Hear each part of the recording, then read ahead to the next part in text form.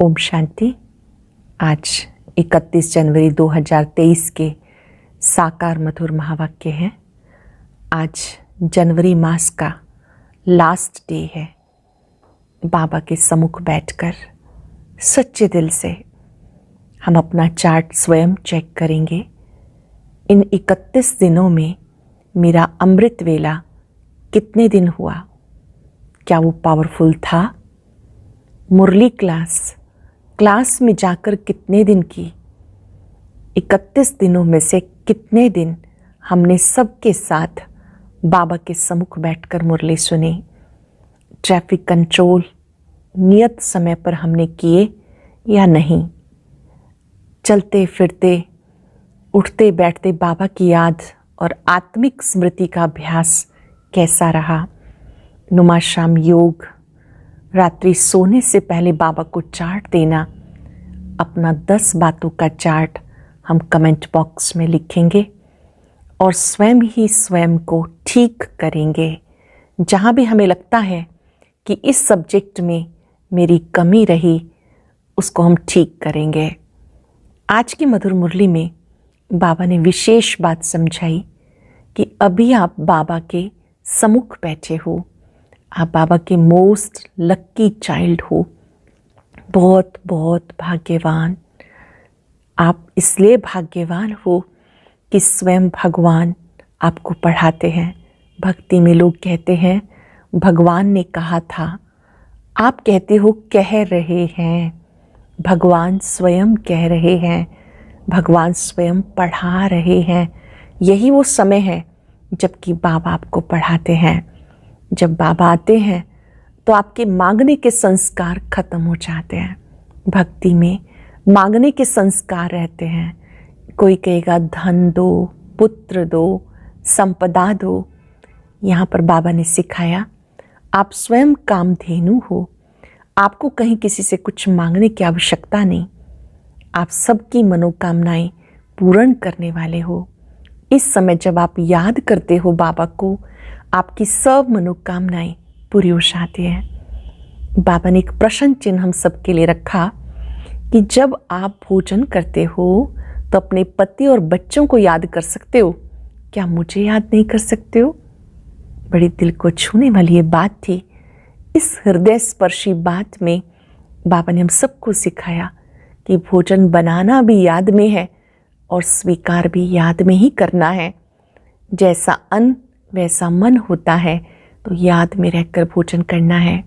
अब बाबा के बहुत बहुत सिक्की लदे हो, क्योंकि 5-4 वर्ष के बाद मिले हो और कोई भी सिक्के लदे बच्चे ये शब्द नहीं कह सकता। बाबा ही कल्प वृक्ष पे समझाते हैं। ये कल्प वृक्ष उल्टा झाड़ है जिसके बीज रूप शिव बाबा हैं। आप स्वयं देवी देवता थे, जन्म पुनर्जन्म लेते नीचे आ गए। अब आपको फिर से देवता बनना है। सुनते हैं बाबा के मधुर बोल। बाबा कहते मीठे बच्चे, तुम हो मोस्ट लक्की बच्चे। तुम हो मोस्ट लक्की बच्चे, क्योंकि तुम्हारे सम्मुख स्वयं बाप है, वो तुम्हें सुना रहे हैं। तुम्हारे सम्मुख स्वयं बाप है, वो तुम्हें सुना रहे हैं। क्वेश्चन है, भक्ति मार्ग का कौन सा संस्कार अभी तुम बच्चों में नहीं हो सकता और क्यों? भक्ति मार्ग में जिस भी देवी या देवता के पास जाएंगे उससे कुछ ना कुछ मांगते ही रहेंगे। किसी से धन मांगेंगे, किसी से पुत्र मांगेंगे। ये मांगने के संस्कार अभी तुम बच्चों में नहीं हो सकते, क्योंकि बाबा ने संगम पर तुम्हें कामधेनु बनाया। तुम बाप समान सबकी मनोकामनाएं पूर्ण करने वाले हो। तुम स्वयं के प्रति कोई आशा नहीं रख सकते। जानते हो फल देने वाला एक ही दाता बाप है, जिसे याद करने से सब प्राप्तियां हो जाती हैं। इसलिए मांगने के संस्कार समाप्त हो जाते हैं। याद करने से सब प्राप्तियां हो जाती हैं, मांगने के संस्कार समाप्त हो जाते हैं। गीत है ओम नमो शिवाय। ओम शांति। भगवान उवाच। अब अच्छी रीति समझकर फिर समझाने के लिए एक गीता शास्त्र ही है। शास्त्र तो बनाया मनुष्यों ने, परंतु राजयोग मनुष्य नहीं सिखाते। बाबा कहते मैंने 5 वर्ष पहले तुम भारतवासी सिक्के लदे बच्चों को राजयोग सिखाया था। सिक्किलदे का अर्थ समझाया। सिक्किलदे का अर्थ नोट करेंगे। तुम ही 84 जन्म लेकर फिर आकर मिले हो। 5000 वर्ष पहले भी तुम मिले थे और तुम आकर ब्रह्मा मुख वंशावली ब्राह्मण ब्राह्मणी बने थे। बाबा डायरेक्ट बोलते हैं, वो गीता पाठी आदि ये बातें नहीं करेंगे। बाप डायरेक्ट समझा कर गए थे, फिर भक्ति मार्ग में शास्त्र बनाते। अब ड्रामा पूरा होता है, फिर बाप आया है, कहते हैं बच्चों को। कौन से बच्चे? कहते खास तुम और आम सारी दुनिया। तुम अब सम्मुख हो। तुम्हें बैठ बाबा ने अपना परिचय दिया। राजयोग तुम्हें और कोई सिखा नहीं सकता। बाप ने पहले राजयोग सिखाया था, अब सिखा रहे हैं, जिससे तुम फिर राजाओं का राजा बनेंगे और कोई स्वर्ग का मालिक बना ना सके। मैं तुम्हारा बाप आया हूँ फिर से तुम्हें राजयोग सिखाने। अच्छा, बाबा तुम्हें झाड़ पे समझाते हैं। ये समझाने भी बहुत ज़रूरी है। इसको कल्प वृक्ष कहा जाता है। बाबा कहते मनुष्य सृष्टि रूपी झाड़ कल्प वृक्ष है। वह गीता सुनाने वाले कहेंगे भगवान ने ये कहा था, तुम कहेंगे भगवान कह रहा है। यह है मनुष्य सृष्टि का झाड़। इसमें कोई फल फ्रूट आम आदि नहीं है। उस फल फ्रूट का झाड़ जो होता है उसका बीज नीचे, झाड़ ऊपर में होता है। इसका बीज ऊपर, झाड़ नीचे है। कहते ईश्वर ने हमें पैदा किया, अर्थात बाप ने बच्चों को पैदा किया, बाप ने धन दिया। बाबा आप हमारे सब दुख दूर करो। बाबा बाबा कहते हैं। लक्ष्मी नारायण के आगे जाते हैं, उनसे भी मांगते हैं महालक्ष्मी हमें धन दो। ये सब मांगने के संस्कार हैं। जगदम्बा से कोई पुत्र मांगेंगे, कोई कहेंगे हमारी बीमारी दूर करो। लक्ष्मी के आगे ऐसी आशाएं नहीं रखेंगे, उनसे सिर्फ धन मांगते हैं। ये तो तुम जानते हो। जगदम्बा सो लक्ष्मी, सो 84 जन्मों का चक्र लगाकर जगदम्बा बनती है। झाड़ में देखो जगदम्बा बैठी है, यही फिर महारानी बनेगी जरूर। तुम बच्चे भी राजधानी में आएंगे। तुम कल्प वृक्ष के नीचे बैठे हो, संगम पर फाउंडेशन लगा रहे हो। कामधेनु के तुम बच्चे ही सबकी मनोकामना पूर्ण करने वाले हो। तुम भारत माता शक्ति सेना हो। इसमें पांडव भी हैं। बच्चों को समझाया, याद एक बाप को करना है। डबल अंडरलाइन यहाँ पर, याद एक बाप को करना है। योग एक बाबा से लगाना है। देने वाला एक बाप है। भले तुम किसकी भी भक्ति करो, किसको भी याद करो, परंतु फल देने वाला फिर भी एक ही दाता है। वही सब कुछ देता है। भक्ति मार्ग में तुम श्री नारायण की, श्री कृष्ण की पूजा करते हो, श्री कृष्ण को झुलाते भी हो, प्यार करते हो। उनसे तुम क्या मांगेंगे? तुम चाहते हो उनकी राजधानी में जाएं, अथवा उनको श्री कृष्ण जैसा, हमें श्री कृष्ण जैसा बच्चा मिले। गाते हैं भजो राधे गोविंद चलो वृंदावन। जहाँ राजभाग करते थे बैकुंठ में, उस समय कोई भी अप्राप्ति नहीं होती। श्री कृष्ण के राज्य को याद बहुत करते हैं। भारत में जब श्री कृष्ण का राज्य था तो और कोई राज्य नहीं था। अब बाबा आए हैं, कहते चलो कृष्णपुरी में चलकर श्री कृष्ण की पत्नी बनो, वह राधे का पति बनो। बात एक ही है, वहाँ विष नहीं मिलेगा।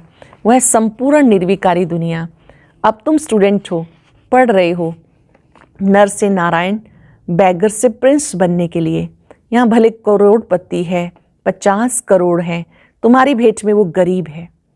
भले किसी के पास करोड़ है, कोई करोड़पति है, बाबा ने कहा वो आपके भेंट में गरीब है, क्योंकि ये सब धन तो मिट्टी में मिल जाना है, कुछ भी साथ नहीं चलेगा, हाथ खाली जाएंगे।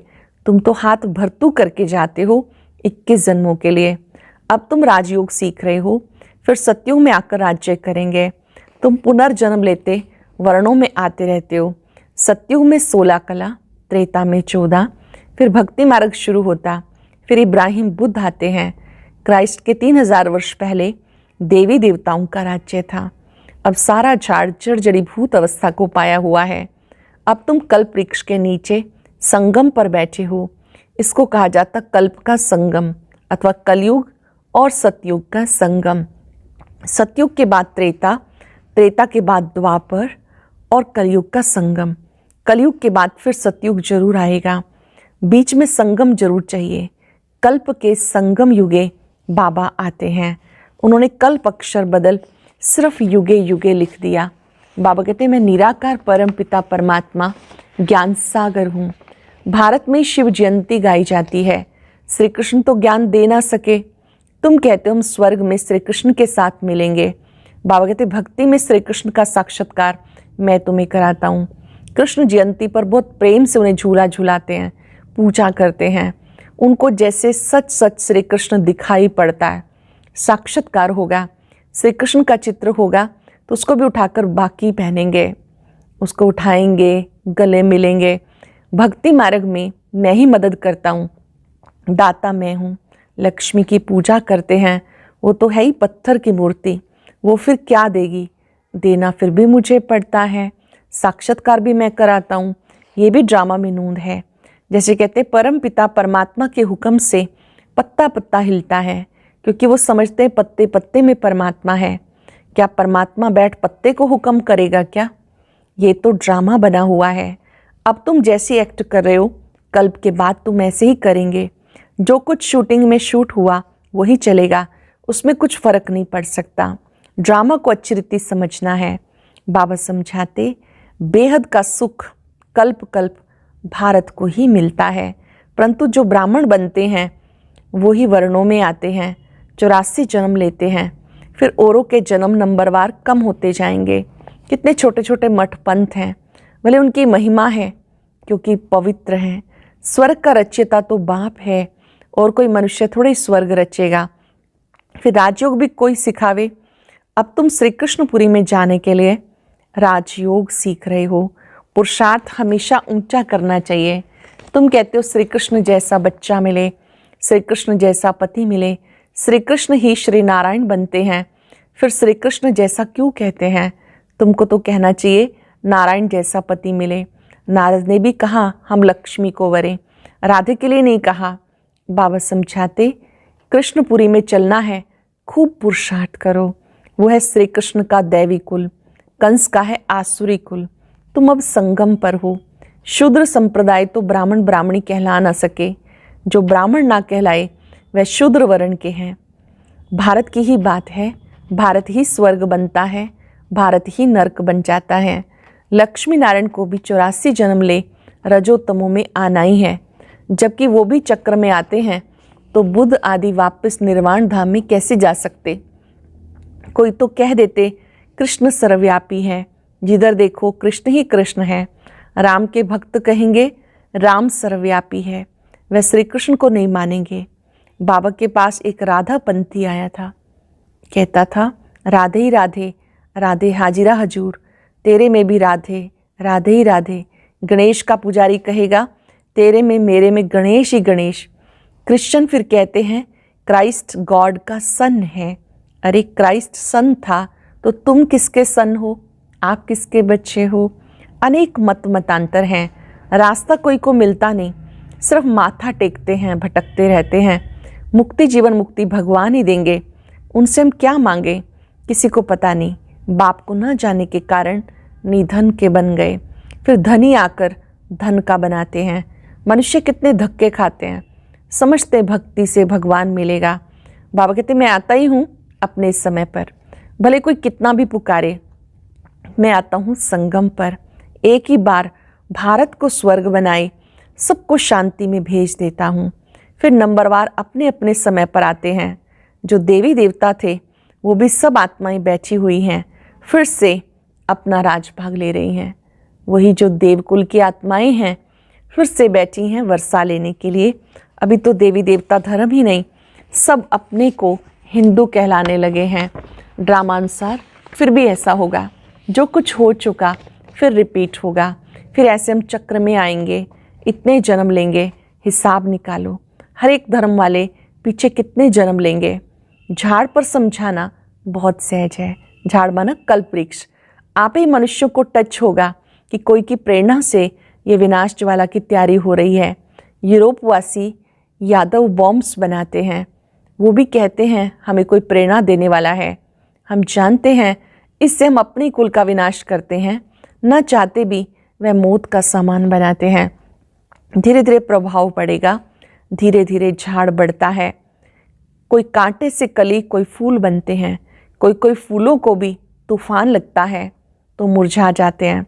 बाबा ने कल्प कल्प कहा था, आश्रयवत सुनंती कथंती भागंती हो जाते हैं। बाबा खुद कह रहे हैं, हमारे पास आवंती ब्रह्मा कुमार कुमारी बनंती कथंती, फिर भी ओहो मम माया, अच्छे अच्छे बच्चों को खावंती। हमारे पास आते हैं, आश्चर्य से ज्ञान सुनते हैं, औरों को सुनाते हैं, फिर माया खा लेती है।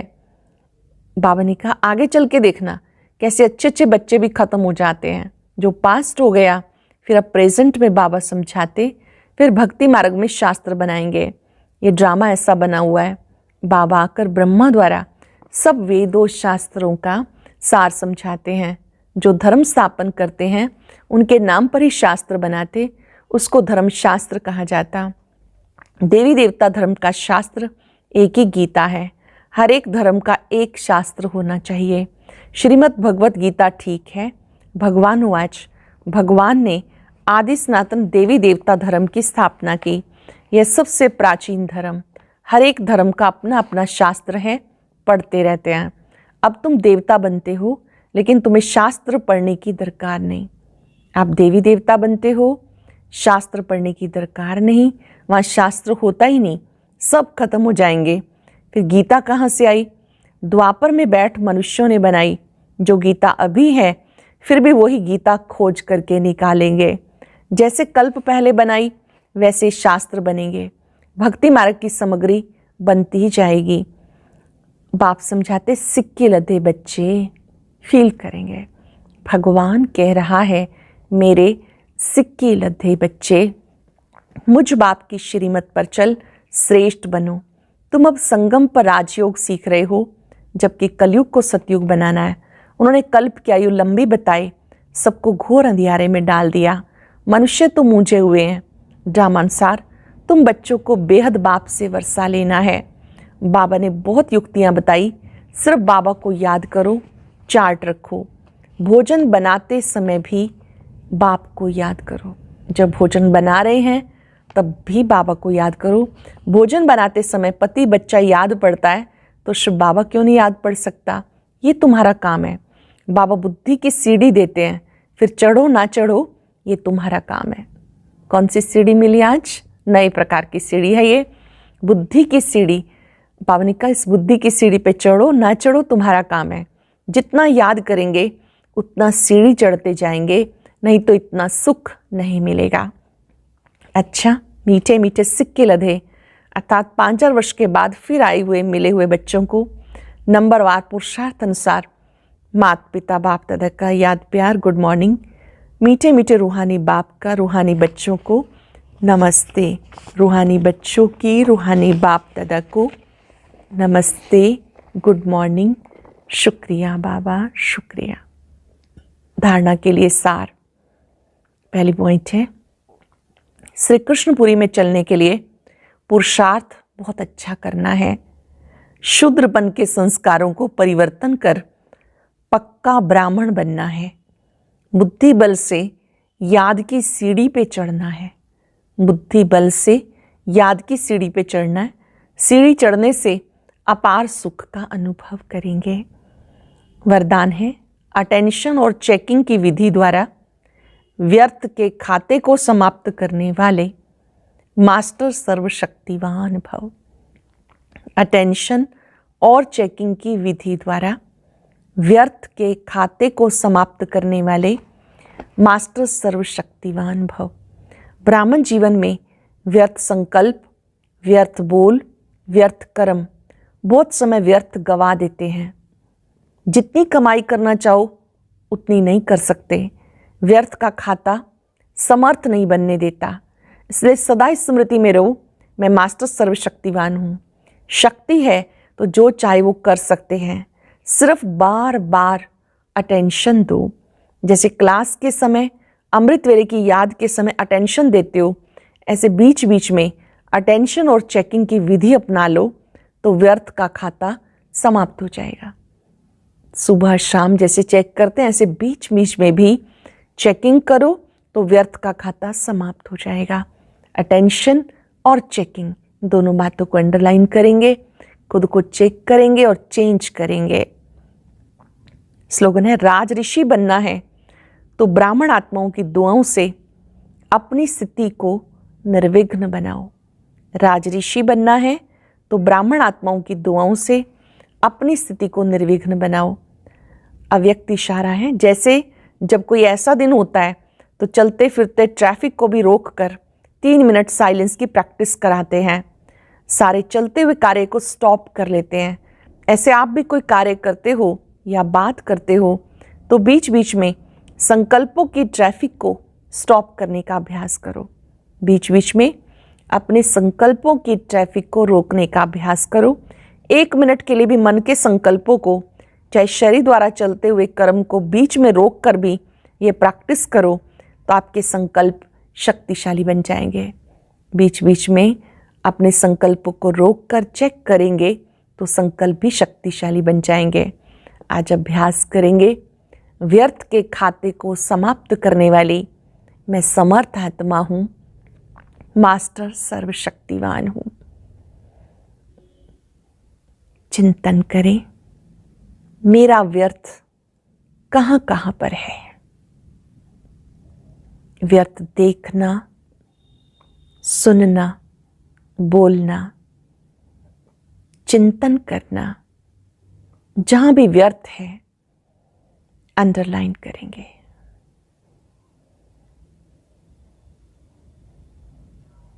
व्यर्थ समर्थ नहीं बनने देता।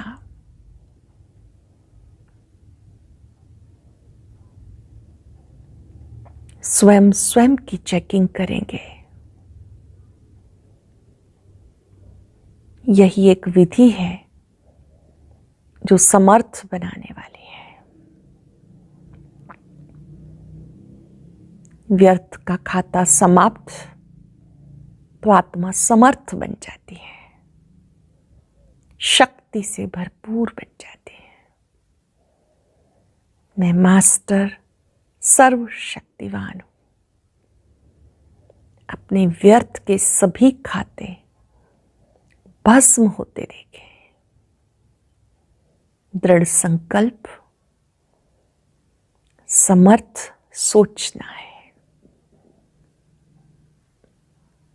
मैं मास्टर सर्वशक्तिवान हूं। शुक्रिया बाबा, शुक्रिया।